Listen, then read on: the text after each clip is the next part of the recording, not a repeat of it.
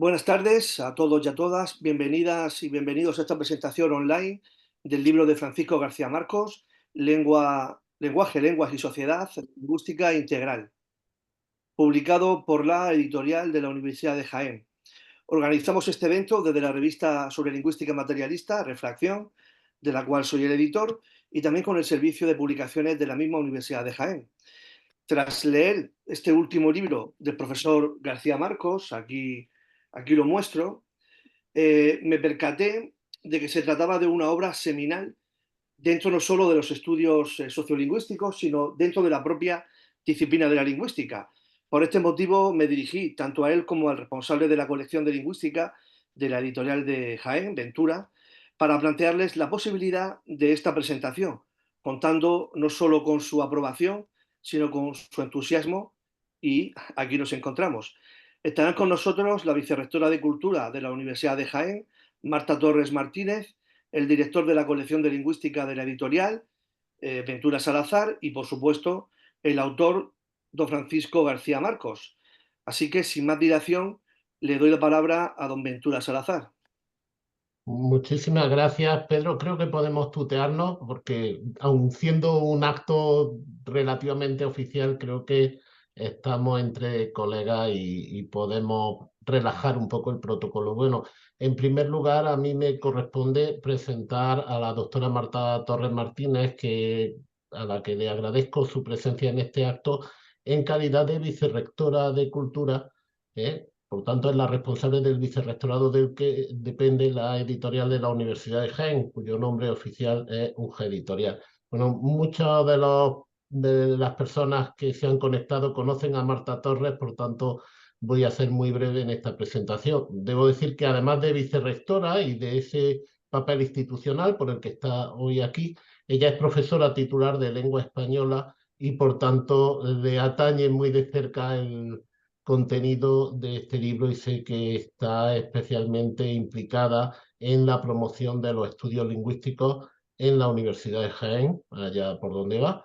Ella es especialista fundamentalmente en léxico, sobre todo desde el punto de vista diacrónico, con varias investigaciones en léxico culinario, pero también ha hecho indagaciones en otras parcelas de la lingüística, como por ejemplo la enseñanza de español como lengua extranjera, donde ya hemos comentado en el previo que ella y yo tenemos un artículo en coautoría, un texto modesto en sus pretensiones, pero creo que bastante digno y por lo menos yo le tengo mucho cariño. O sea que al margen, ya digo, de esa vertiente institucional, creo que desde el punto de vista académico y desde el punto de vista personal y afectivo es todo un lujo contar aquí con la presencia de la doctora Marta Torres Martínez. Y ya sin más, pues le cedo la palabra para que ella intervenga en nombre, ya digo, de la institución que al fin y al cabo es la que ha publicado este libro, que es la Universidad de Jaén. Marta, cuando quieras. Muchas gracias. Muy bien, muchas gracias, Ventura, querido compañero y amigo, colega.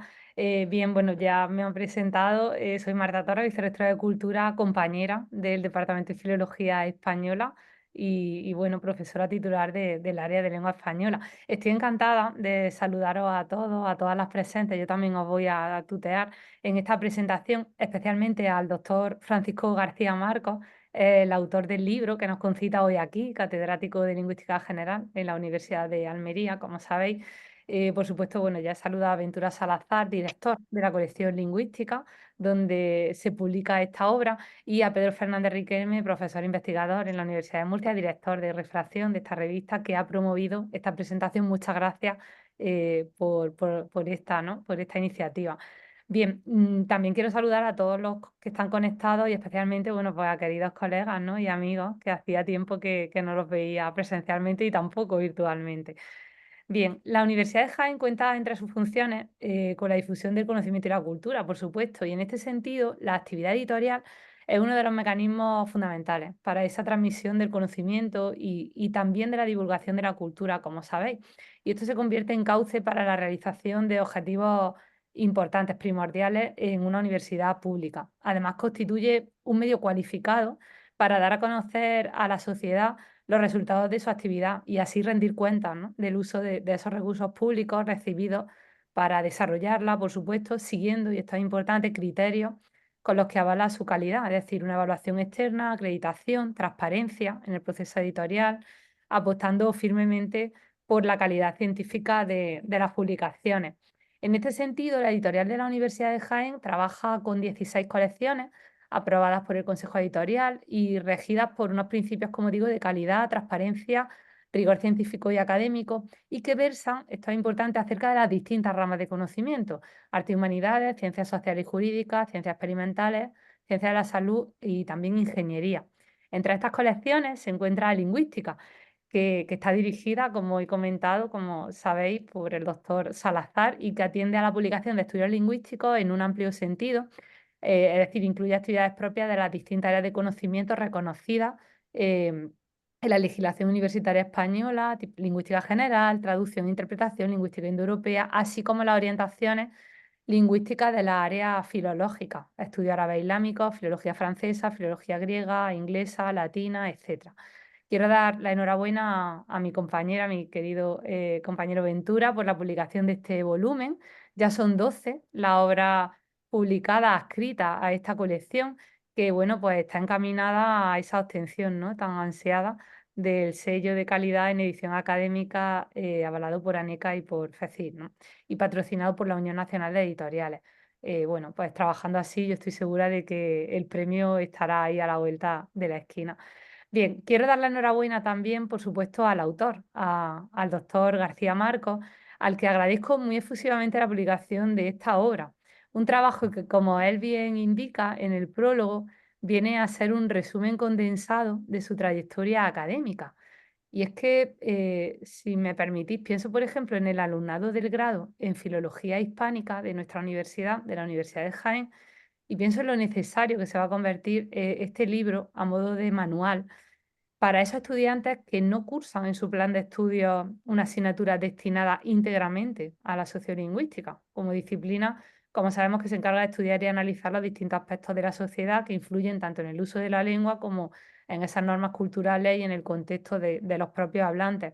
Estos alumnos y estas alumnas estudian una asignatura en primero del grado que se llama Variedades del Español, pero, como digo, no disponen, por ejemplo, de una asignatura que yo sí cursé y elegí, una asignatura optativa en la antigua licenciatura en Filología Hispánica, que se llamaba Sociolingüística del Español. Como digo, yo la elegí, profundicé y profundicé gracias precisamente, y fundamentalmente, a un libro llamado Fundamentos Críticos de Sociolingüística, publicado en el año 1999. Yo empecé a estudiar en 1998, o sea que vino ese libro como agua de mayo, firmado por el profesor García Marcos. Y precisamente en la obra eh, que supone, la obra que presentamos supone esa reedición, ¿no?, de este, bueno, pues de este manual, que ha sido un clásico y bueno, pues que nos ha salvado, ¿no?, la vida académica en ese momento a todos los estudiantes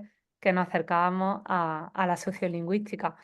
Entonces, pues muchas gracias por esta reedición y por esta nueva obra, que bueno, no sé si la habéis visto, pero bueno, pues es un volumen bastante potente, ¿verdad? Y bueno, pues espero y deseo que todos lo tengáis en vuestras manos próximamente. Agradezco especialmente, y quiero hacerlo explícito, el trabajo del equipo de la editorial de la Universidad de Jaén, con la dirección técnica de Rosalía Tudela, jefa de unidad de publicaciones, y al servicio técnico y administrativo, a Andrés Ramírez, técnico especialista en arte gráfica, y a los técnicos Antonio Menor, Beatriz Andrade, Lidia Liche, que están ahí al pie del cañón siempre. También quiero agradecer al director académico de la editorial, a Javier Marín, que hoy no puede acompañarnos por motivos académicos, y bueno, pues que también está ahí velando, ¿no?, por la editorial día tras día. Finalmente, quiero disculparme porque, como digo, lo he dicho anteriormente, tengo un acto que presentar a las 6 de la tarde y tengo que irme rápidamente, pero estoy encantada de verdad de que me hayáis invitado, y de nuevo pues agradezco a Pedro la iniciativa de hacer esta presentación online, y nada más. Muchas gracias por vuestra atención. Muchísimas gracias, Marta. Si me permites que te corrija, creo que esto no es una reedición de ese libro del 99 que marcó, es una reelaboración. Me parece que, Reelaboración, perdón, claro, perdón. porque realmente es un libro distinto y Sí, de hecho perdón, sí. duplica el volumen, ya que conste que el otro ya tenía mucha sustancia y mucha ciencia, pero este realmente creo que por lo menos en volumen duplica y creo No, no, que en incluso volumen duplica, sí. en contenido incluso más, ¿no?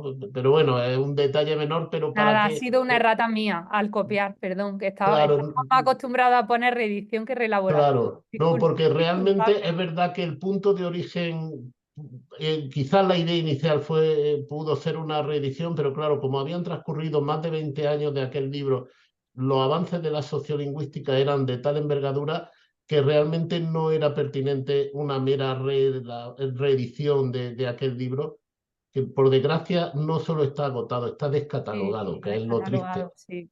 Sí. Y entonces, pues realmente creo que Francisco García Marcos optó por una opción más arriesgada, más difícil, pero a la postre más satisfactoria, sobre todo para sus lectores y admiradores, que ha sido una reelaboración por completo de ese libro, de los fundamentos críticos de sociolingüística, que ciertamente ya en su momento fue un jalón muy importante. No sé, pero perdóname, ¿no? Pero es que lo de Oh, la no, no, reedición, no, porque no, es que lo parece tenía. que la colección se dedica a reeditar libros que ya fueron Oh, no, publicados. no, No, no, para nada. realmente es un libro distinto. Eso, Exacto. Gracias gracias. por el apunte, Ventura. Vale. Pues nada, por mi parte, nada más, Pedro, si quieres tú seguir con la continuación del acto. Sí, de acuerdo. Ahora toca presentar al autor. Eh, Me va a costar porque para mí Francisco García Marcos es un referente, para mí es un maestro y le tengo en alta estima. De hecho, en conversaciones estos años, sé que Ventura, sé que Vicky y un servidor le estábamos intentando convencer para que reeditara aquel libro que nuestra vicedirectora ha mencionado, Fundamentos Críticos de Sociolingüística, y él se puso a la labor, pero evidentemente esos 20 años habían pasado y al final, como es un gran trabajador de la sociolingüística, de la escritura, nunca para de trabajar, vio que había posibilidad de publicar un libro nuevo a partir de eso y evidentemente estamos ante una obra de una envergadura y un conocimiento pues enciclopédico. Tiene más de 800 páginas y yo creo que no solo resume toda la trayectoria vital de Francisco García Marcos y lo que le queda por aportar, sino que él intenta dar una teoría nueva, un conocimiento y un tratamiento holístico de la sociolingüística que ahora nos va él a expresar, ¿verdad? A explicar. Pues Francisco García Marcos nace en Tarrasa en el año 1959, es catedrático, como se ha dicho, de Lingüística General en la Universidad de Almería, también fue docente en las universidades de Kiel, Alemania, Granada y en la sede central de la UNED en Madrid. Sus principales líneas de investigación están encaminadas hacia la sociolingüística y la lingüística aplicada, a las que ha agregado también publicaciones en historia de la lingüística. Por mencionar algunos de sus trabajos más importantes, este mismo que hemos comentado, Fundamentos Críticos de Sociolingüística, que a mí me recomendó mi profesor Jiménez Cano, también gran sociolingüista en la Universidad de Murcia, me lo leí y a partir de ahí ya empecé a conocer la trayectoria de García Marcos, ¿verdad? También tiene publicadas otras obras como Historia Social de la Lingüística, Bases de Planificación Lingüística para Andalucía, La trastienda de la enseñanza de lenguas extranjeras o, uno más reciente, Cuando comunicar es actual, repensar a Confucio desde la comunicación, un libro también ciertamente ambicioso. Asimismo, como lingüista generalista, ha promovido y dirigido actividades e investigaciones sobre la cultura y la lingüística chinas desde la Universidad de, de Almería. Entonces, Francisco, yo, por romper un poco el hielo, me gustaría que me dijeras cuál fue la idea, cuál fue el motivo que te llevó a concebir lenguaje, lenguas y sociedad de esta forma, con esta envergadura y esta ambición. Bueno, yo creo que lo habéis dicho ya, ¿no? Eh, una serie de personas muy cercanas a mí Pues Vicky, para empezar, Victoria Mateo, a los dos presentes aquí, Pedro Ventura, y esa necesidad de recuperar del vacío o del olvido los fundamentos críticos de sociolingüística. Claro, vosotros habéis dicho que habían pasado 20 años, es verdad. Habían sucedido muchísimas cosas en la sociolingüística y además hay que agregar otro factor, y es que yo ya no pensaba lo mismo. Es que la visión de la sociolingüística que yo tenía cuando me enfrenté a la redacción de este libro no era la que yo tenía cuando escribí los fundamentos. Entonces, como bien dice Ventura, no es una reedición de los fundamentos, sino que es un texto, o mi visión actual de la sociolingüística, porque claro, en esos 20 años, además de que habían pasado cosas en la sociolingüística, yo también había hecho cosas, cosas que me cambiaron mi punto de vista o que me hicieron corregir planteamientos que tenía equivocados, ¿no? Y pues, por ejemplo, no sé.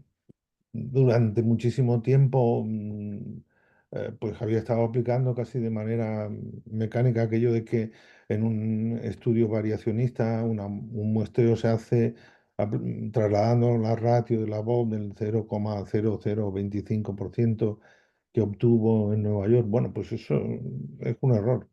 Esa ratio funciona en Nueva York, no funciona en otro sitio. Esa ratio, además, aunque la Bob no fue consciente de ello, se corresponde con un muestreo corriente y moliente de los que hace la estadística en cualquier situación, controlando el margen de error y la fiabilidad, y ya está.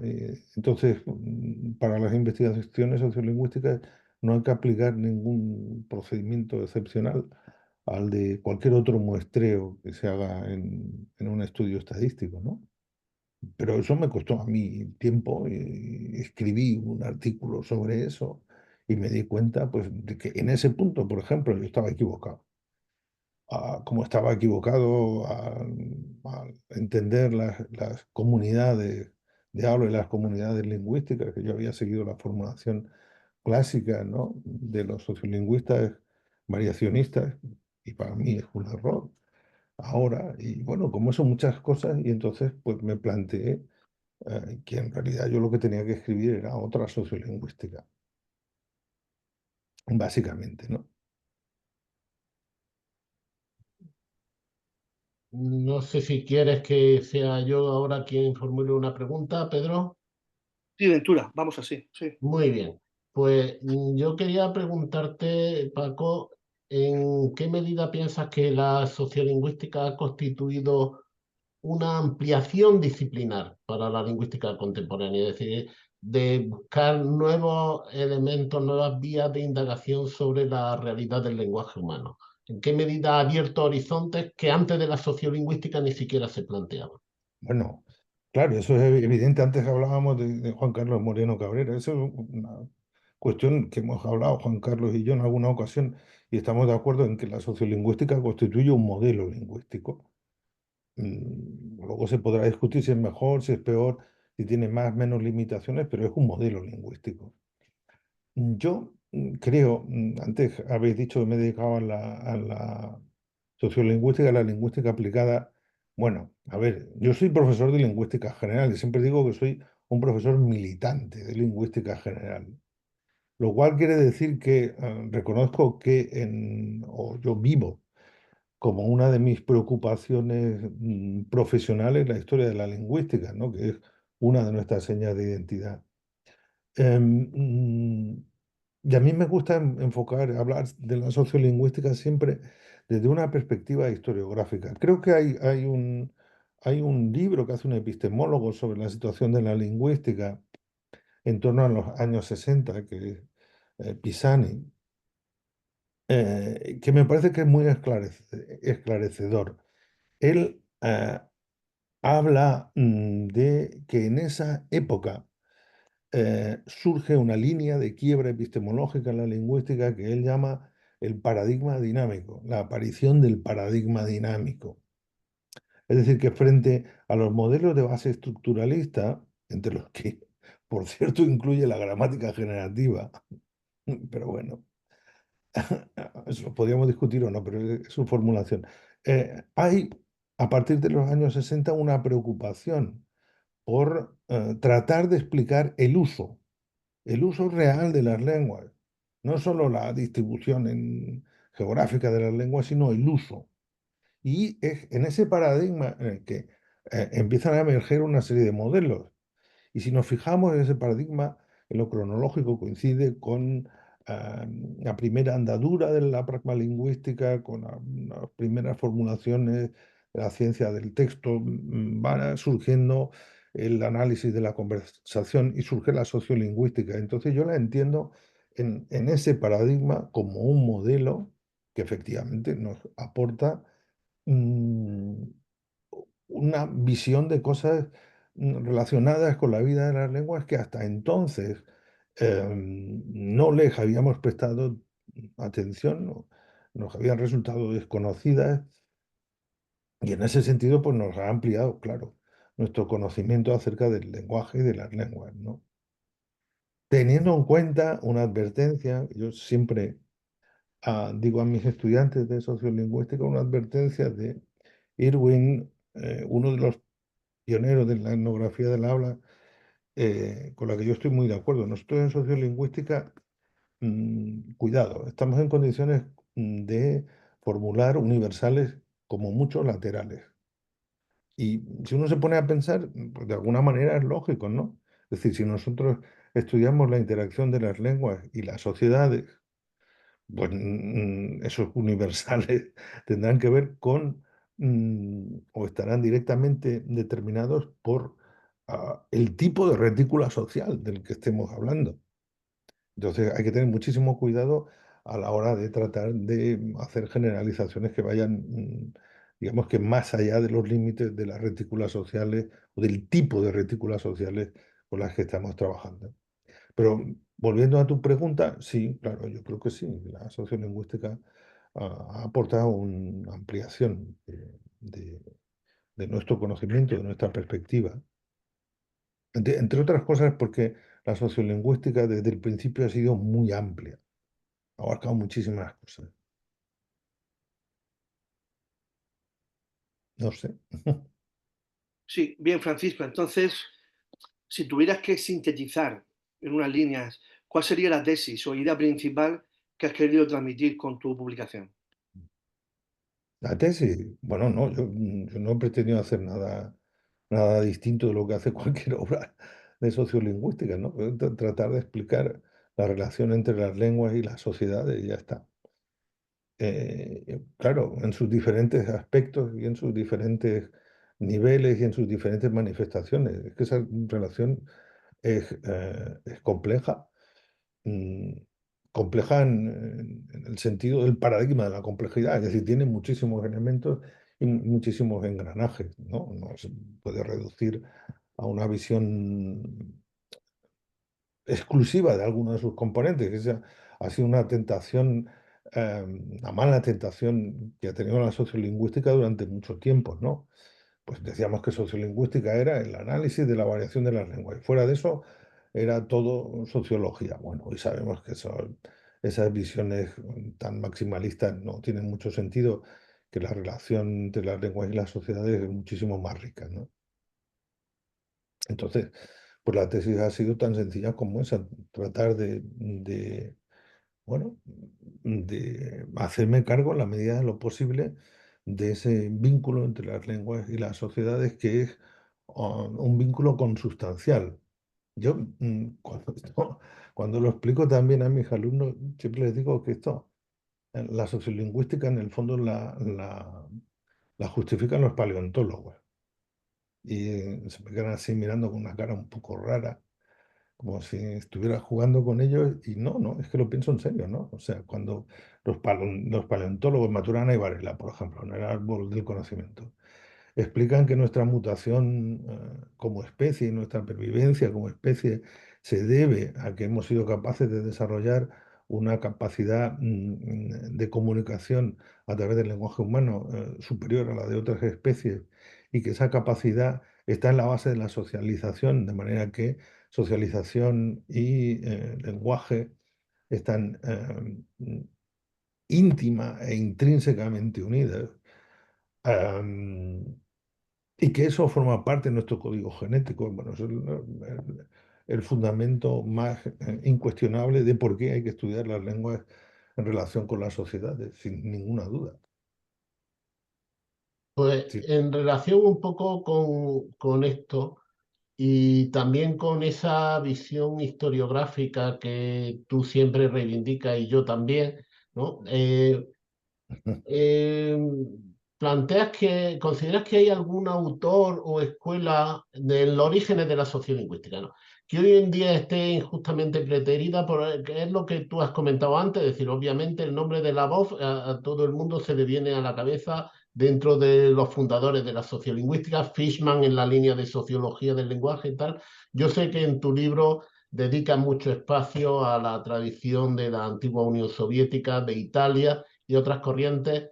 Bernstein en el ámbito de la sociolingüística aplicada, pero dentro de todo ese grupo, digamos, de autores que forman parte también de esos orígenes de la sociolingüística y que merecen ser reivindicados, ¿hay alguno, digamos, al que tú le prestarías una especial atención en el sentido ese de que haya sido una persona importante en el ámbito de la fundación de la sociolingüística y que hoy en día consideres que de modo particular está injustamente olvidado?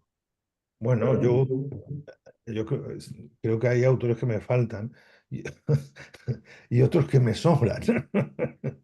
A ver, a ver. En muchísimos manuales de sociolingüística hemos leído repetidamente que esta es una disciplina que empieza en el Congreso de UCLA en el año 64, tomando un término que había acuñado Carry. Bueno, eso es historiográficamente falso, ¿no? No empieza en el año 64, en el año 64 empiezan las versiones norteamericanas de la sociolingüística. Y el término, eso lo explica Giorgio Cardona, es un término que acuña antes un lingüista soviético llamado Larin. Entonces, yo lo que reivindico es una historia disciplinar completa. El mundo no empieza y termina en Estados Unidos, sino que hay una trayectoria anterior en la Unión Soviética. Ojo, en la escuela francesa, con Marcel Cohen, por ejemplo, que luego llega hasta Marcel Lessig y Gardin, que tienen ya en los años 70 un manual magnífico de sociolingüística. Los autores italianos, Bernstein, los autores alemanes, todo el trabajo sociolingüístico que se ha hecho en Hispanoamérica, en Latinoamérica, en fin, reducirlo a los Estados Unidos me parece que es muy poquito, ¿no? Em, Ahora, si me pones a reivindicar un autor en concreto de esa etapa, hombre, yo reivindicaría a Valentín Voloshinov, probablemente, ¿no? El autor del signo lingüístico, la fundamentación ideológica del análisis del signo lingüístico, quizá, ¿no? Y por supuesto reivindicaría a todos los italianos, empezando por Ferruccio Rosilandi, pero bueno, a ver, en Italia hay sociolingüistas enormes, como Gaetano Beruto, por ejemplo, Corrado Grassi, eh, Augusto Ponzio, ¿no? Es un, bueno, Gianna Marcato, Elisabetta Zuanelli, cuando estuvo trabajando en la competencia comunicativa, pues yo creo que todos esos autores sí que los tendríamos que recuperar porque nos han aportado muchas cosas, ¿no? Y sí me sobran, eso también. Algunos me sobran. Eh, yo creo que a estas alturas tendríamos que dejarnos ya del marbete ese de que la sociolingüística es una dialectología bien hecha. No, la dialectología tuvo su etapa histórica respetabilísima, produjo unas cosas mejores que otras, pero la sociolingüística es otra cosa, es otro modelo.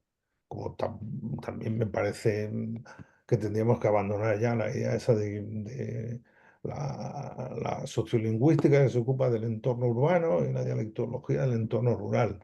Pues hombre, uno de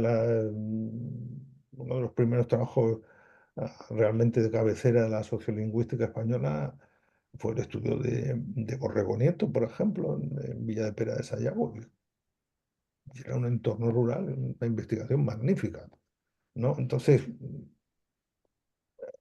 creo que hemos llegado ya a una altura que todas estas cosas ya están superadas y que tenemos que olvidar un poco de eso.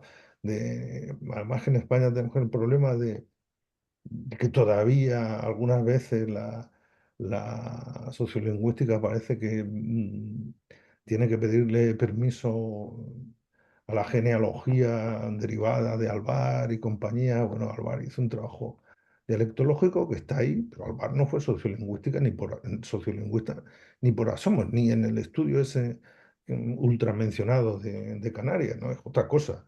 La sociolingüística en España empieza en Badía, en Margarit, y el estudio sobre los hablantes, la lengua de los barcelonins, en el año 62. Y a partir de ahí, pues, un montón de estudios que no son dialectológicos. Entonces, Francisco, ahora que han mencionado tanto la escuela norteamericana como la soviética, más allá de cuestiones geopolíticas, ¿cómo podríamos diferenciar sucintamente ambas escuelas? ¿O cómo lo intentas definir así en tu libro? Bueno, yo para empezar, es que no creo que haya una escuela norteamericana. Hay un momento norteamericano que es el del Congreso de UCLA, ¿no? Y bueno, allí como mínimo surgen tres escuelas: el variacionismo de la voz, la etnografía del habla de Campos y Himes y la sociología del lenguaje de Fishman. Esas escuelas, además, cada una tiene su productividad. Ese es otro vicio de profesor de historia de la lingüística, la productividad de las teorías científicas. Yo creo, con, con sin querer ofender a ningún variacionista, pero yo creo que los realmente productivos han sido los etnógrafos del habla, ¿no?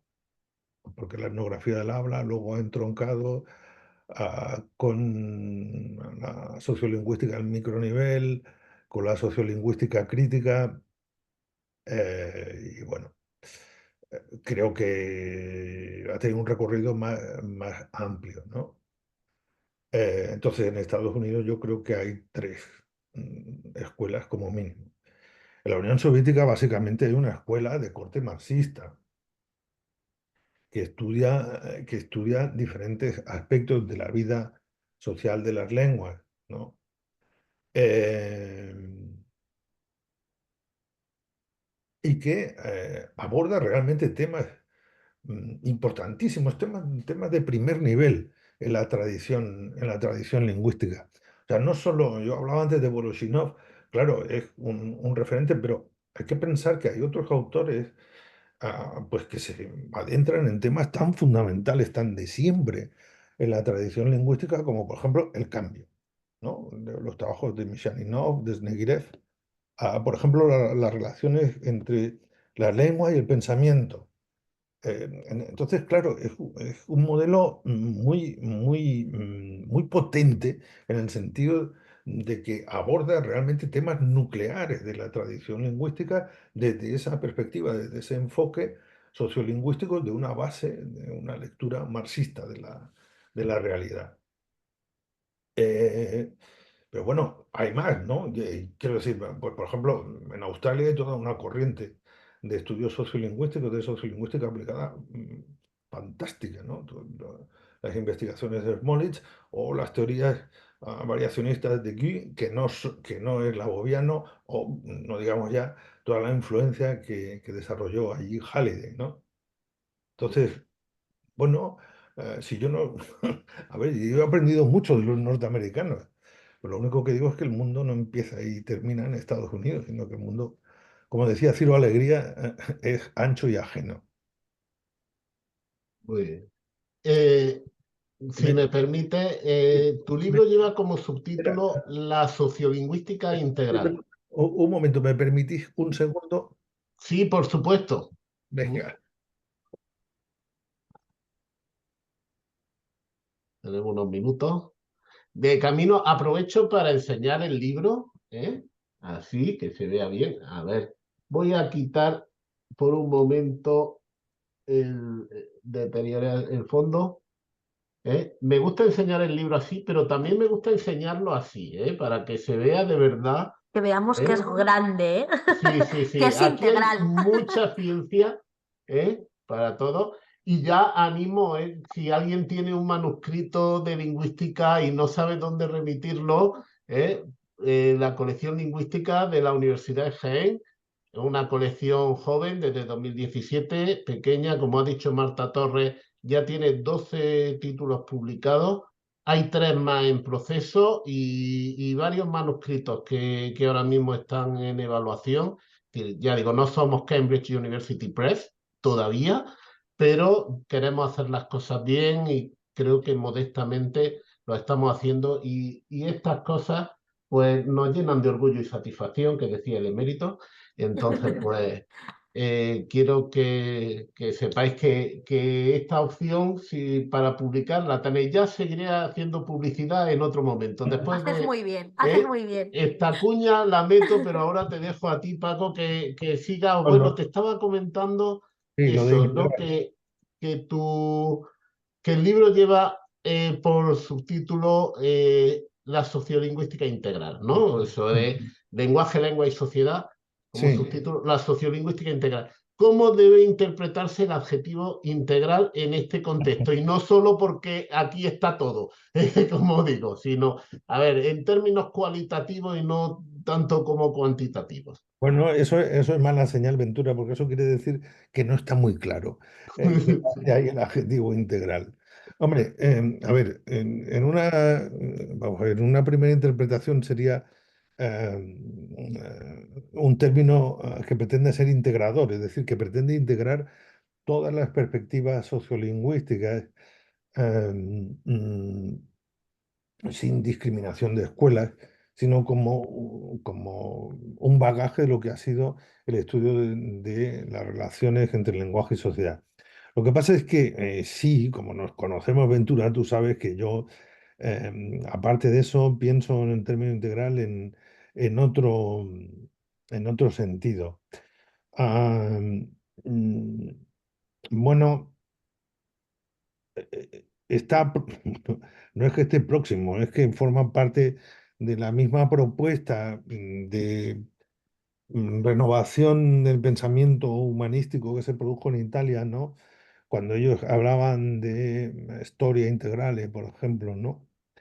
Y eso tiene que ver con algo que emerge también en torno a esa época, con un paradigma en el que todavía estamos, desde con un enfoque más vinculado a una concepción compleja de los hechos científicos, o mejor dicho, de la mirada científica hacia los hechos humanos.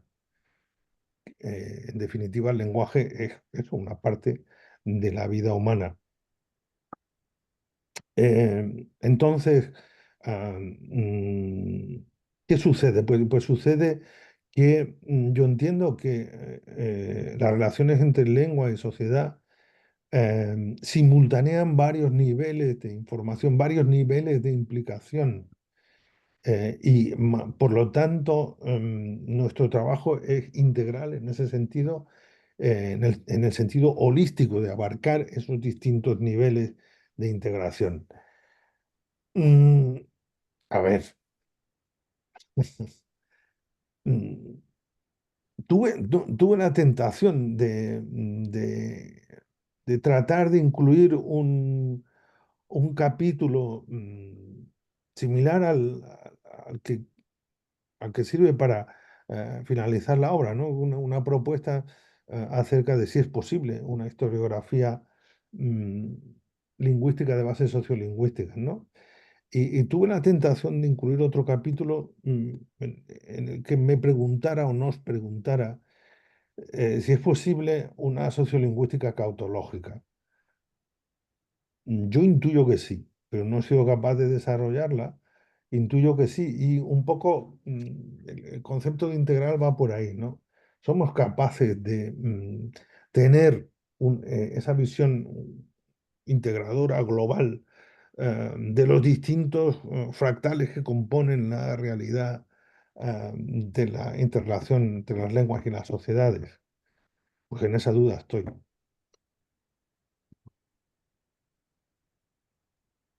Sí, Francisco, pues a colación de lo que comentas, en esa visión integradora de todos los niveles, has incluido también disciplinas como la semiótica o la antropología lingüística que algunos manuales tradicionales de sociolingüística han omitido.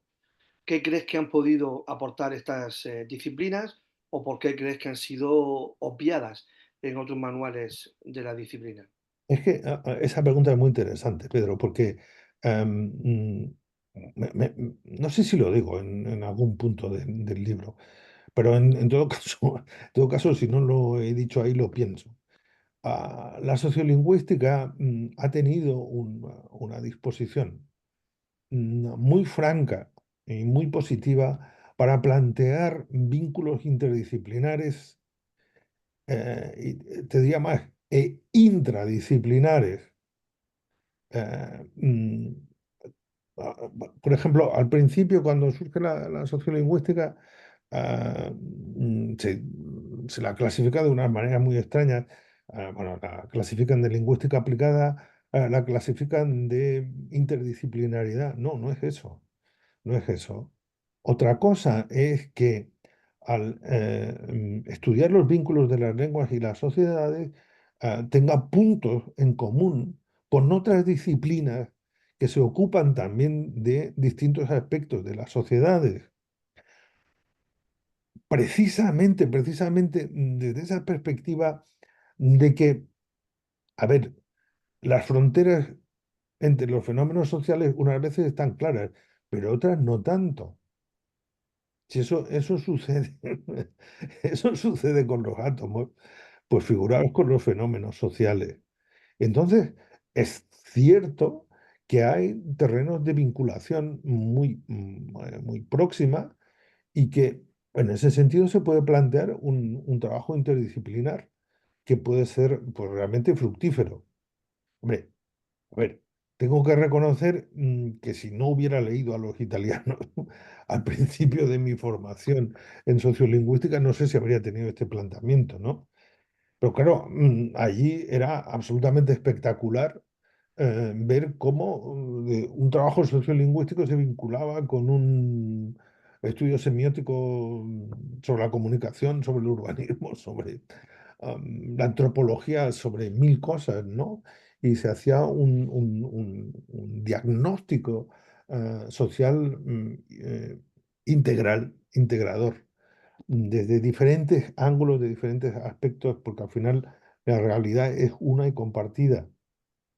Y en ese sentido, pues la sociolingüística yo creo que ha tenido una muy buena predisposición. De la misma manera, y eso yo creo que hay que enfatizarlo también, que ha tenido una muy buena predisposición a trabajar intradisciplinarmente. O sea, los etnógrafos del habla a veces no han tenido, en algunos casos, ¿no? En algunos de sus amplísimos cometidos, pero no han tenido tantas diferencias, por ejemplo, con la pragmalingüística. O la sociolingüística crítica no está tan lejos de algunas cosas del análisis crítico del discurso, incluso se comparten planteamientos, se comparten campos de observación. Es decir, hay un diálogo intradisciplinar, incluso en la misma formulación clásica del variacionismo norteamericano, ¿no? O sea, la Bob no rechaza en absoluto los planteamientos estructuralistas. Él dice que son necesarios como referencia para analizar la variación. De hecho, los condicionamientos de la variación discurren a través de tres ejes, ¿no? El de los condicionamientos sociales, el de los condicionamientos estilísticos y el de los condicionamientos lingüísticos, es decir, el del sistema lingüístico. Y pues para establecer esos condicionamientos necesitas o necesitas partir de diseños de corte estructuralista. Entonces, creo que esa amplitud de la que parte la sociolingüística le permite establecer esos vínculos dentro y fuera de la propia lingüística. Permíteme, Paco, que incida un poco en esta línea de la interdisciplinaridad, la intradisciplinaridad concreto. ¿Piensas que hoy en día, en pleno siglo XXI, hay un correcto diálogo entre la sociolingüística y otras corrientes o enfoques de la lingüística actual? No sé, tú has comentado antes, en un momento se planteó como que la sociolingüística era un elemento complementarios de la dialectología, que cada uno pues tenía su ámbito, uno el entorno rural, otro el entorno urbano. Tú nos has dejado muy claro que eso es una falacia, estoy de acuerdo, pero claro, hay otros campos en donde sí puede existir, no sé si esa complementariedad, pero por lo menos un diálogo correcto, fluido. Es decir, y ya digo, no pienso tanto en los orígenes de la sociolingüística hace 60, Ahora, 70, 80 años, sino ahora y particularmente en los ámbitos aplicados. No sé si... uf, eh, claro, los ámbitos aplicados, por supuesto, Ventura. O sea, a ver, hoy vengo de dar hoy he tenido una clase de sociolingüística aplicada, ¿no? Comentábamos, pues por ejemplo, en el ámbito de la enseñanza de la lengua materna, Bernstein es un autor crucial, imprescindible para entender cómo funcionan los sistemas de enseñanza en Occidente, cómo han funcionado durante el siglo XX y cómo están funcionando durante el siglo XXI, ¿no? Porque la última traslación es de las ideas de Bernstein. Ahora lo que mide es la inclusión del alumnado de procedencia inmigrada en el sistema escolar. Sí está manejando un código restringido y las consecuencias que eso tiene, ¿no? Entonces, por ejemplo, Bernstein es un autor crucial, ¿no? Pero la sociolingüística ha aportado más cosas a la enseñanza de la lengua materna. Por centrarme solo en la enseñanza de la lengua materna, ¿no? Pues supongo que sigue ahí, es que no veo la lista de las personas, pero supongo que sigue María Victoria Mateo, ¿no? Bueno, Sí, está ahí. ella hizo, en fin, ya sabéis, una investigación fundamental sobre disponibilidad léxica, que fue su tesis doctoral dirigida por Humberto López Morales. Eh, a ver, esa investigación no se limitaba a recopilar léxico disponible, como ha sucedido luego en todo el proyecto del léxico disponible, sino que Humberto se ocupó de filtrar los datos por factores sociales. ¿Mm? Lo cual permitía hacer una lectura sociolingüística de los datos obtenidos del léxico disponible, que era muchísimo más rica que una simple lectura lineal. Entonces, la sociolingüística sigue participando en ese campo. Bueno, tiene aplicaciones que son originariamente sociolingüísticas, como es el caso de la planificación lingüística, ¿no? En la enseñanza de lenguas extranjeras, pues, ¿qué te voy a contar yo a ti, Ventura? Que tú no sepas la importancia que tuvo la idea de Jaime de la competencia comunicativa, la aplicación de Widowson, y a partir de ahí todo lo que habéis hecho, ¿no? Relacionado con la comunicación y la enseñanza de lenguas. Eh, bueno, en la lingüística jurídica, todo el análisis del lenguaje jurídico y las implicaciones ideológicas que ello podía tener, los trabajos de Ruth Leodolta o de Pietro Barcelona, y en fin, ahora lo último que estamos tratando de hacer es aplicar auditorías comunicativas al ámbito, bueno, a distintos ámbitos, entre ellos al empresarial. Creo que nos tendríamos los lingüistas que aplicar a ello, porque si no, nos van a suplantar desde otras áreas de las ciencias sociales, ¿no? Porque uno cuando mira esa bibliografía empieza a encontrarse, no sé, expertos en comunicación, en marketing, en no sé qué. Y lo que se supone que analizan es la comunicación interna de las empresas, la comunicación externa, y todo eso son contenidos lingüísticos en los que yo creo que deberíamos de intervenir. Y la gran herramienta es analizar los eventos comunicativos que se producen tanto en el ámbito interno como en el ámbito externo. Y esa, pues, siendo una herramienta de la etnografía del habla. Eh, bueno, sabéis que hay una sociolingüística computacional, eh, y, en fin, que tenemos un... Yo creo que las aplicaciones siguen estando absolutamente vivas, ¿no?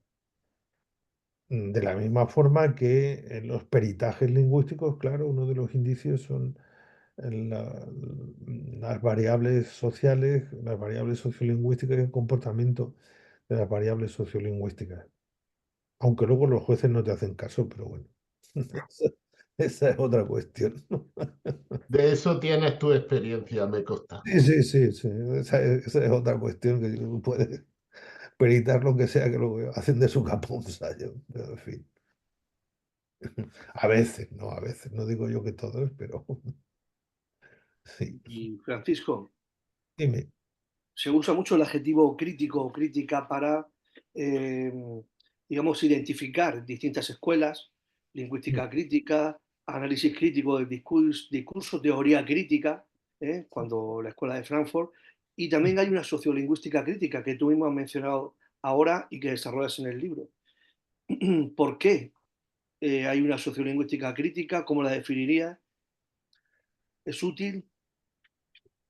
Mira, yo creo que para la sociolingüística crítica hay que aplicar el mismo argumento o hacer una traslación del argumento que aplicó en su día Yanni Mosca para justificar la sociolingüística aplicada, ¿no? Allá por el año 64 me parece que era.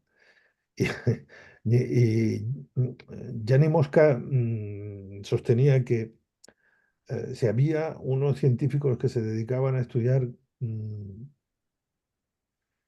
cómo funcionan las sociedades en relación con el lenguaje y obtenían datos acerca de las sociedades a través del lenguaje, lo lógico era que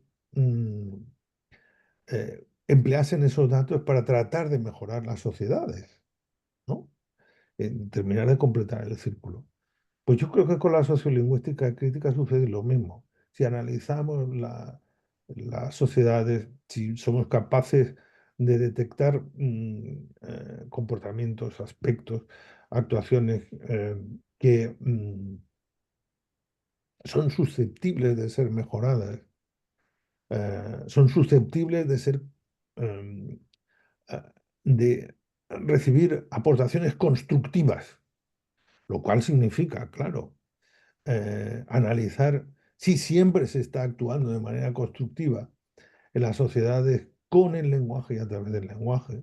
Pues si estamos en condiciones de hacer esa aportación, pues yo creo que es lícito plantear una sociolingüística que analice cómo se está utilizando el lenguaje, qué argumentos hay detrás, qué ideologías sustentan todo eso, y cuál es la postura nuestra como investigadores que debemos adoptar frente a determinadas actuaciones sociales.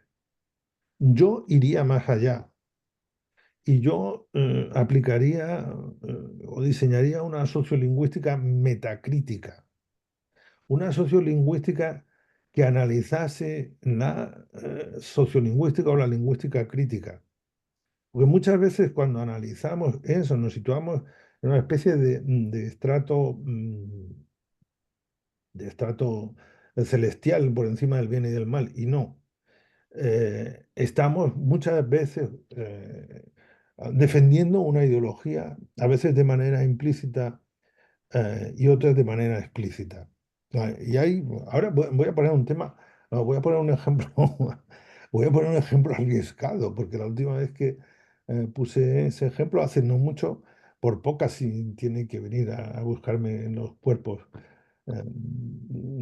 policiales del Estado polaco. Pero bueno, a ver, la situación lingüística en Cataluña durante el periodo independentista ha sido muy dura.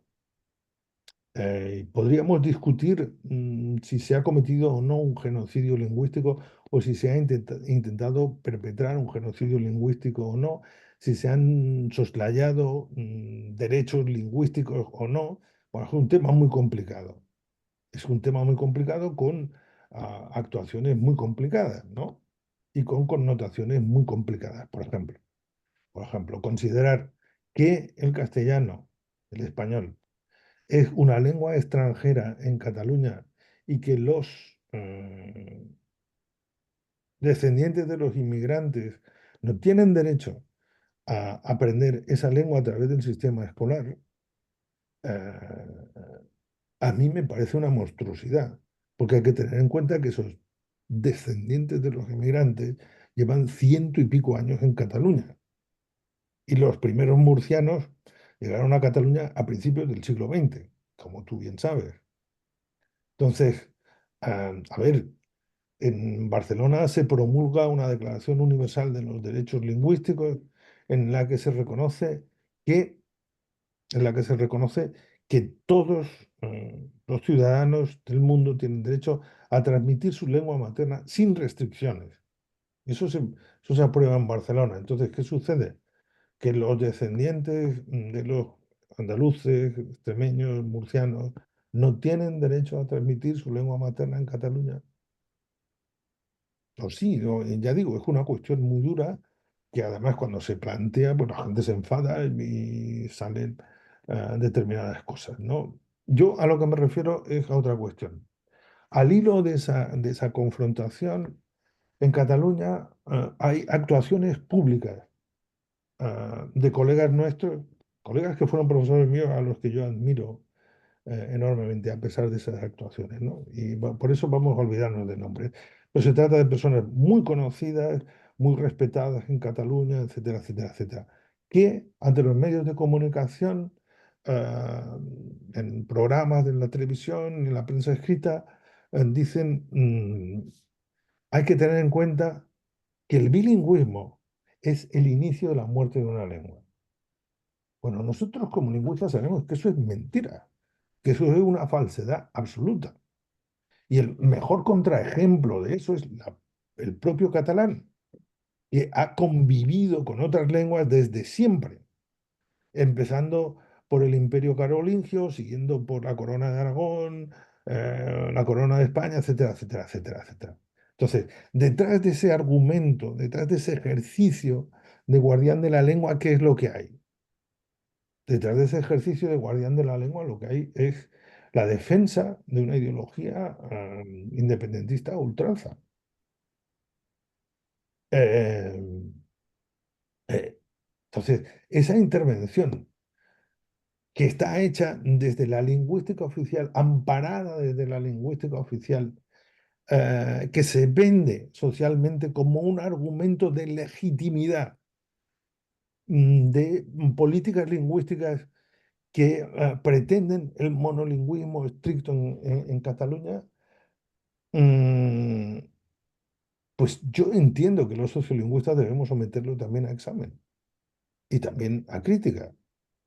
Y por eso hablo de que en un momento determinado tenemos que plantear incluso una sociolingüística metacrítica y abordar todo ese tipo de cuestiones, porque al final estamos todos implícitos en un teatro de operaciones, aunque sea en silencio y admitiendo implícitamente ese tipo de argumentos.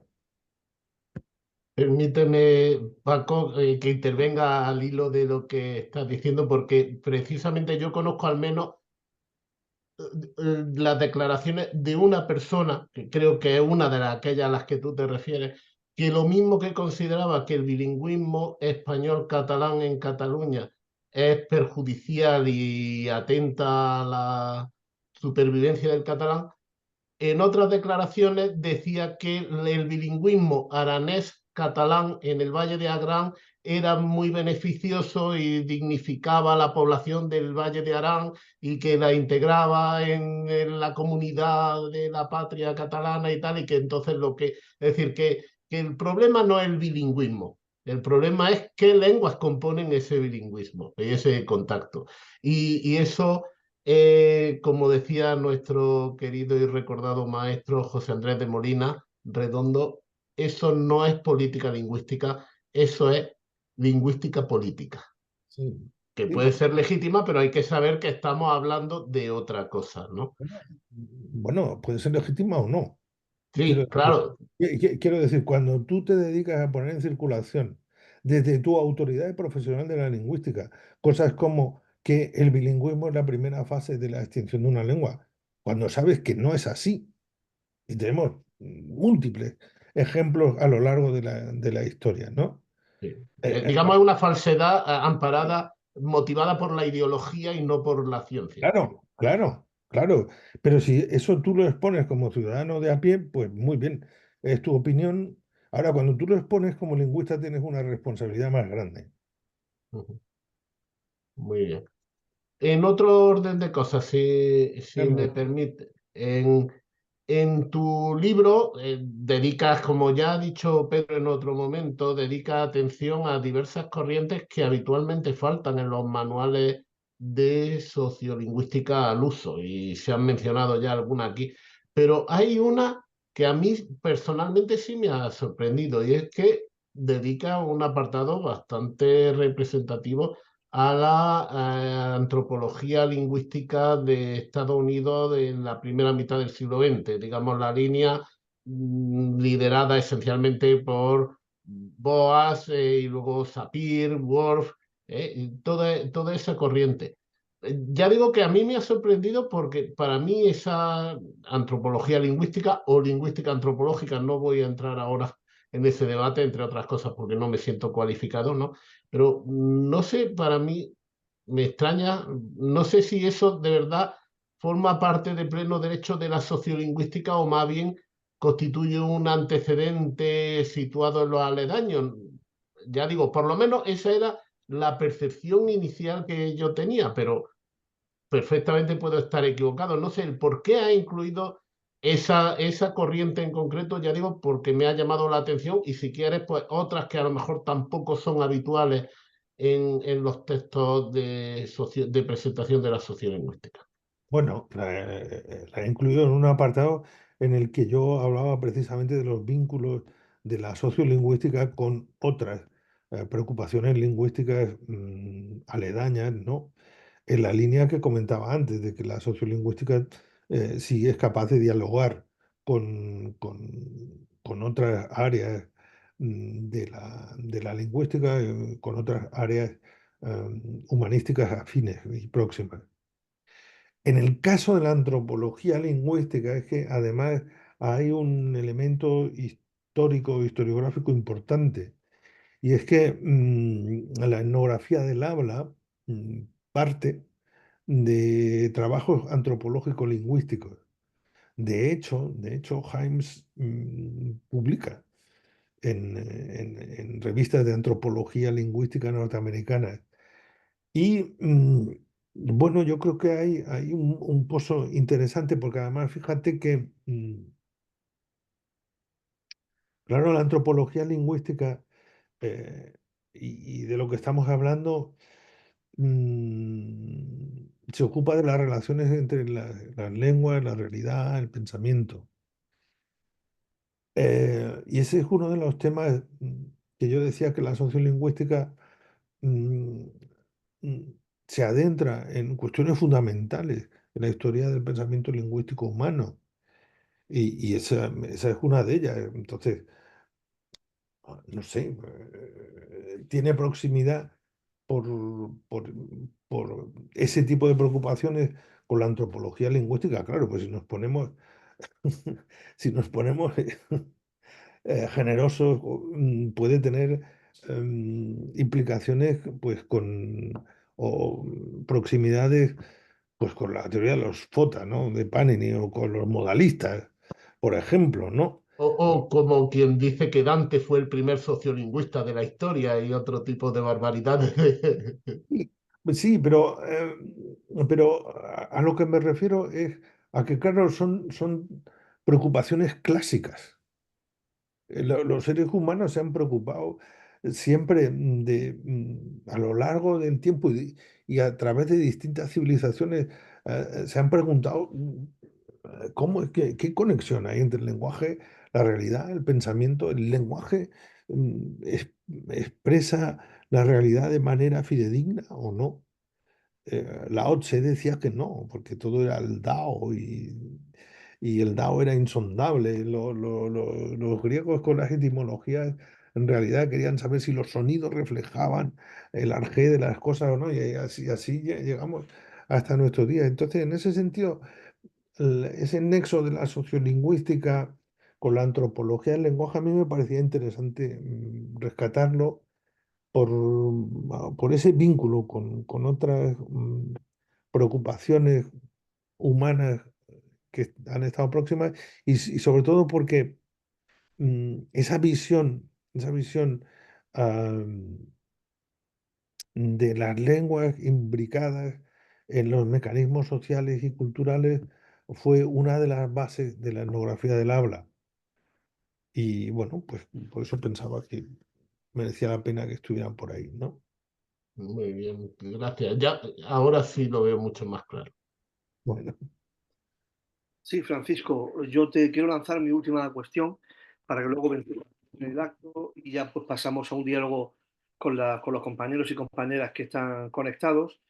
Eh, Aunque algo avanzas en el libro, en la última parte del mismo, me gustaría que plantearas, según tu punto de vista, por qué caminos o derroteros va a seguir la sociolingüística en los próximos años. ¿Dónde la sitúas dentro de 10 años? ¿De qué se va a ocupar, Francisco? bueno, bueno, bueno, no sé, es complicado hacer de Nostradamus, ¿no?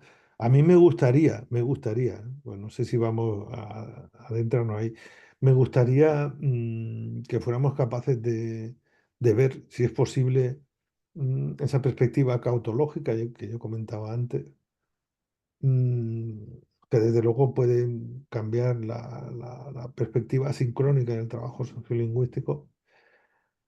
Si no, yo creo que no hay muchas alternativas al variacionismo como análisis de la evolución de las lenguas en el aquí y ahora. Creo que la sociolingüística diacrónica sí tiene muchísimo trabajo pendiente. Los estudios en tiempo real son una posibilidad, pero tienen limitaciones. Yo no sé si 30 o 40 años son tiempo suficiente para algunas cosas sí, para otras no tanto. En sociolingüística aplicada, por supuesto, como comentábamos antes, yo creo que hay muchísimas puertas abiertas y estamos evolucionando continuamente. Fíjate lo que es la sociolingüística computacional ahora mismo, ¿no? Vamos incrementando, ah, sobre todo en el apartado de la comunicación, vamos incrementando ah, componentes del análisis sociolingüístico. Estos días estaba repasando la bibliografía sobre paisaje lingüístico, que ha experimentado un crecimiento espectacular en cuestión de 4 o 5 años. Y bueno, pues esa era una de las incorporaciones que la sociolingüística había hecho eh, y que bueno, está teniendo un éxito enorme. Pero como eso, es que claro, el mundo de la etnografía del habla y su evolución, ¿no? Nos permite adentrarnos en dominios ah, mm, de la vida social de las lenguas muy cotidianas y por lo tanto eso nos hace incrementar el listado de posibles campos de intervención sociolingüística pues casi indefinidamente, ¿no? Ahora bien, dicho esto, la sociolingüística no va a ser eterna y yo pues estoy seguro de que habrá algún día en que hablen de estas cosas como de una antiguaya, ¿no? Esas cosas, esa orientación que tenían los lingüistas del siglo XX, del siglo XXI, de dedicarse a investigar la lengua en relación con las sociedades. De esa manera, por lo menos, ¿no? O sea, supongo que esa visión lengua-sociedad, o esa perspectiva no se va a perder nunca. que ha sido una incorporación de la sociolingüística, se va a quedar ahí. Ahora, la manera en que nosotros la estamos viendo, pues como todo en ciencia, tiene fecha de caducidad. O sea, yo siempre digo que esta profesión nuestra es por definición la más modesta de este mundo, si la llevamos bien, ¿no? Que no inventamos nada eterno, eso está claro. No, pero fíjate, hay modelos que permanecen en el tiempo. Un alumno hace poco me presentó un trabajo eh, y había hecho una aplicación para poder analizar oraciones online. ¿Y sabes qué modelo he cogido? El de Chomsky, el generativista. ¿Qué opinas de eso? ¿No estaríamos más bien, la inteligencia artificial no se estaría moviendo ahora mismo más bien por lo que tú concibes como lingüística dinámica? Chomsky, pero ¿qué Chomsky? ¿El Chomsky del 57, del 65? El 54, si no recuerdo mal. Ha llovido desde entonces. Bueno, no sé, hay que hacerle un monumento a ese alumno. Hay que hacerle un monumento a ese alumno, desde luego. No, sí, yo creo que, vamos, claramente la inteligencia artificial, el salto cualitativo enorme que ha vivido la inteligencia artificial eh, está precisamente en la lingüística dinámica, ¿no? En incorporar ya del todo la lingüística dinámica. Em, Aunque eso, a ver, eso estaba ya prefigurado. Lo que pasa es que los generativistas precisamente tuvieron muchísima presencia e influencia en el MIT y digamos que no, el reto dinámico no lo asumieron, pero a ver, no sé si muchos saben, Ventura sí lo sabe. Ah, que yo trasteé en el mundo informático, en un centro emblemático en Granada, en el que hicimos una versión española del famoso programa ELISA. El ELISA era un programa, bueno, estamos hablando de la época en que programábamos en BASIC y cosas por el estilo, ¿no? En fin. Eh, era un programa psicólogo que interactuaba, bueno, a través del teclado, claro está, y que obtenía resultados muy interesantes porque los pacientes eran capaces de confesarle a Eliza más cosas que a los psicólogos reales, ¿no? A los psicólogos de carne y hueso. Entonces, toda la base de ese programa eran rutinas conversacionales. Y era toda una base etnográfica, pragmalingüística, la que permitía, bueno, a ver, los sistemas de almacenamiento, de conteo, etcétera, etcétera. Pero me refiero a que el programa funcionaba y funcionaba bien y la gente tenía la sensación de que estaba conversando con un psicólogo gracias precisamente a elementos dinámicos. Y pues quiero decir, eso de alguna forma prefiguraba ya que la inteligencia artificial iba a ir por ahí. Y sí, yo estoy de acuerdo en que la... Hombre, el giro dinámico es irreversible, eso está clarísimo. Con independencia de que podamos seguir haciendo cosas lingüísticas formales, pero no podemos renunciar a la dimensión dinámica, eso está claro. Pues, Paco, yo también voy a formular una pregunta más para terminar y sobre todo para ceder la palabra a los asistentes que lo deseen y quieran hacerlo. Pero antes permíteme una pequeña pausa para la publicidad. He puesto en el chat el enlace a la página web de la colección lingüística de UGA Editorial, donde, por cierto, tengo que precisar que este libro de lenguaje, lengua y sociedad, la sociolingüística integral, no es el primer libro de Paco García Marcos que publicamos, porque ya hace unos años publicamos Variación y Cambio Sociolingüístico en Tiempo Real, donde también como subtítulo el español en la costa granadina 1987-2017, donde confronta, se publicó en 2021 en plena pandemia y entonces no se pudo hacer la promoción adecuada a ese libro, pero es un libro que yo creo que también es muy importante por lo que tiene de recuperar y de confrontar los datos que tú extrajiste del español en la costa granadina para tu tesis doctoral y luego esa misma investigación, pues prácticamente 30 años después, ¿no? Entonces eso, pero en fin, queda ahí y ya digo, para que los asistentes pues, que estén interesados puedan ver con más detalle la colección, la política editorial. Hay ahora algunos ajustes porque todavía no tenemos el sello de la FECID, pero aspiramos a él y para eso vamos a hacer algunos ajustes en la estructura de la colección, pero eso ahora no viene al caso. Simplemente que, aunque no tenga el sello de la FECID, creo que tiene otra ventaja, y es que si los manuscritos superan la evaluación por pares favorable, eso no es negociable, tiene que haber evaluación externa por pares ciegos. Si se tiene una evaluación favorable, la editorial asume el 100% de los costes de edición y Paco García Marcos puede dar fe de ello, además por partida doble. Os puedo asegurar que hay otras muchas editoriales universitarias en donde eso no funciona así. Nosotros de momento sí tenemos esa política. Y luego que los plazos de edición son muy cortos. Si me permite, Paco, ya termino esta cuña publicitaria. Mientras que hay editoriales que tardan 3, incluso 4 años en publicar un manuscrito, yo puedo decir que a mí me llegó el manuscrito de Paco García Marcos por cauces oficiales, claro, él lo envía a través de la página web, en fin, un procedimiento estandarizado, con trazabilidad y todos los requerimientos que se exigen hoy en día. Pero bueno, llega a la editorial y la editorial ve que es un manuscrito relacionado con cuestiones de lingüística, entonces me lo remite a mí. A mí me llega oficialmente el manuscrito de Francisco García Marcos el 24 de marzo de 2023.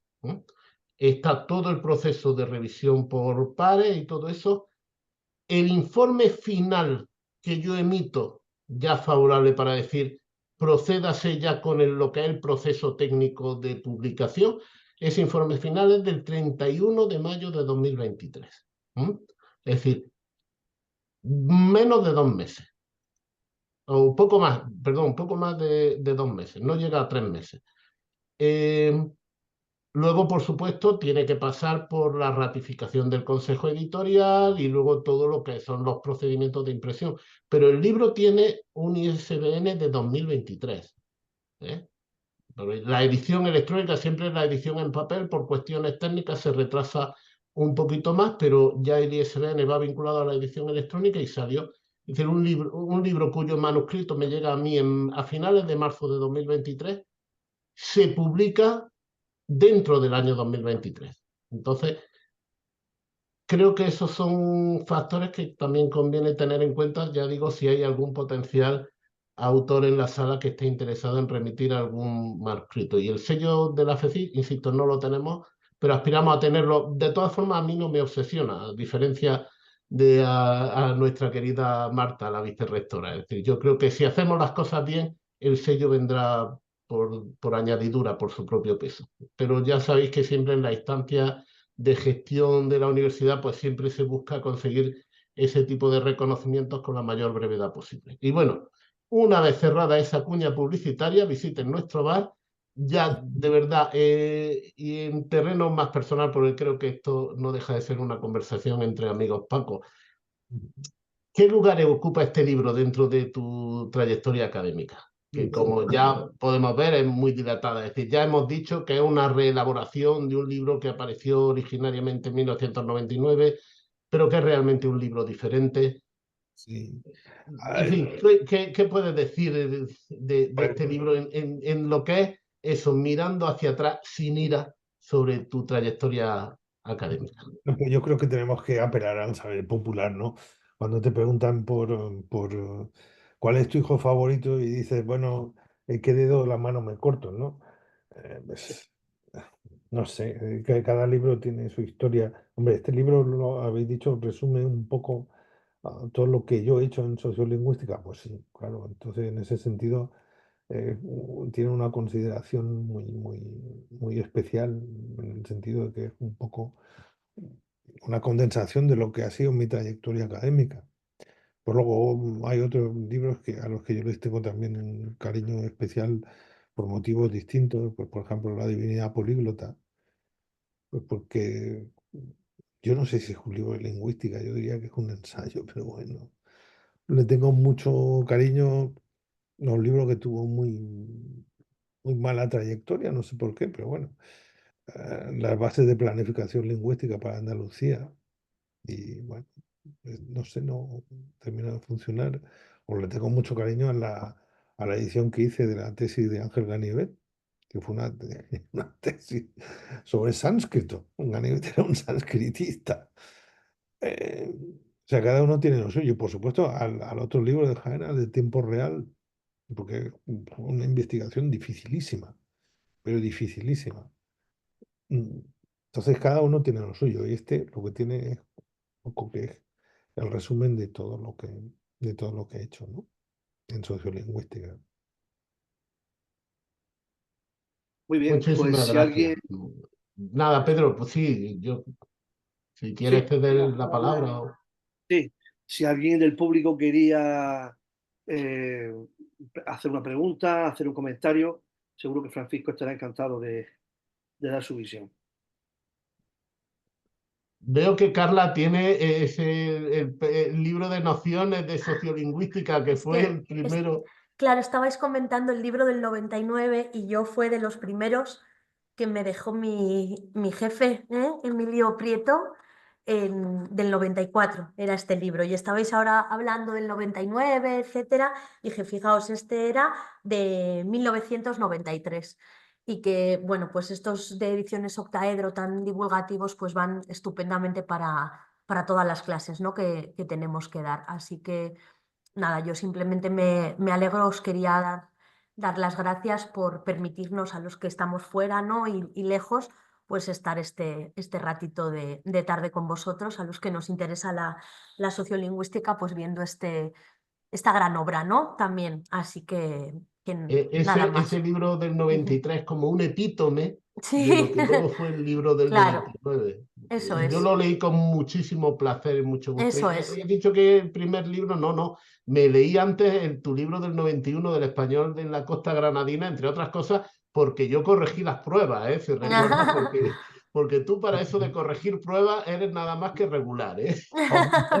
Muy aburrido es eso, ¿verdad? Eso es muy aburrido. Ahí Vicky me parece que se ha ido, pero vamos, ha sido la absoluta mártir de la corrección de las pruebas de este libro, claro. Sí. Alguna errata se nos ha escapado, pero bueno, creo ¿Verdad? que no. Nulla, ¿cómo era lo que decía José Andrés de Molina? Nulla tesis sin errata. Bueno, pues también en un libro de esta envergadura que se Hombre. escapen algunas erratas, que han sido más que nada porque lo elaboraste primero en un procesador de texto y luego tuviste que cambiarlo a otro y eso sí fue un Eso, pequeño martirio. no, eso fue una historia impresionante. Si el libro este es como una melee de rugby. O sea, yo debería figurar como compilador, no como autor, porque, bueno, desde el apoyo moral, desde el principio de Pedro, Ventura, Vicky, más gente, ¿no? Juan Pablo Carmona, por ejemplo, siempre me ha dicho que los fundamentos había que recuperarlos. Nuestro recordado Daniel Fuentes. Mm. Dani tenía, bueno, me perdonéis porque me estoy acordando de Dani y sabéis que para mí era muy especial, ¿no? Pues él tenía una fórmula irónica muy buena, porque decía que cuando le preguntaban si los fundamentos de sociolingüística eh, eran un libro de verdad o una leyenda, porque no se podía encontrar por ninguna parte, él juraba y perjuraba que me había visto escribirlo. Ironizaba siempre con eso, es decir, bueno, Paco, ese libro es una leyenda. Y entonces claro, el texto está hecho en un procesador de cuyo nombre no me acuerdo. Ahí Pedro lo está rescatando para que se vea que es verdad, que existe, ¿eh? Existe, Aunque esté existe. descatalogado. no es un mito, existe el libro, me lo tuve que está en la biblioteca de la facultad y me lo leí, pero me lo compré de segunda mano porque efectivamente es inencontrable. Y gracias a este libro conocí a don Francisco García Marcos. Bueno, Una eso, Biblia para algunos, perdón. anda bien. Gracias, Patricia. Pero mira una cosa, lo de los libros de segunda mano es una cosa tremenda, porque el que tiene Carla, sé que nos ha enseñado antes, Mm. un día yo haciendo el tonto con mi hijo mediano, miré en Amazon y salía ese libro y me dice, papá, ¿seguro que ese libro tuyo vale eso? Y salía 200 euros o algo por el estilo. Y yo digo, esto tiene que ser una broma. Bueno, oye, yo no venderé el mío hasta que no se venda por lo menos por 7.000. Eso. ¿Sabes lo que pasa con el libro ese de Octaedro? Que ese fue el inicio de una colección. Ese libro me lo encargó Genaro Ortega. Por lo Efectivamente, era el director de la colección lingüística en Octaedro, tanto, donde luego publicaron Carlos Hernández Sacristán y otra mucha gente. por eso yo a ese libro le tengo un cariño El especialísimo. lenguaje y comunicación, sí. Está también, estas de historia de la lingüística, estaba muy bien también. Hay varios yo creo, de esta colección que estaban muy bien. Sí, claro, eso fue Genaro, el inductor. Bueno, Y me despido, que os tengo que dejar para hacer mis deberes como madre. Me alegro un montón de haberos visto. A la autora Francisco García Marcos solo lo conocí una vez aquí en Salamanca, así que bueno, hace muchos años y nada, me alegro mucho de haberos visto un ratito. pues, muchísimas gracias. Hasta la próxima, Carla, que sea pronto. Eso, un abrazo a todos, chao. Chao. Chao, chao, chao. ¿Alguien más quiere intervenir?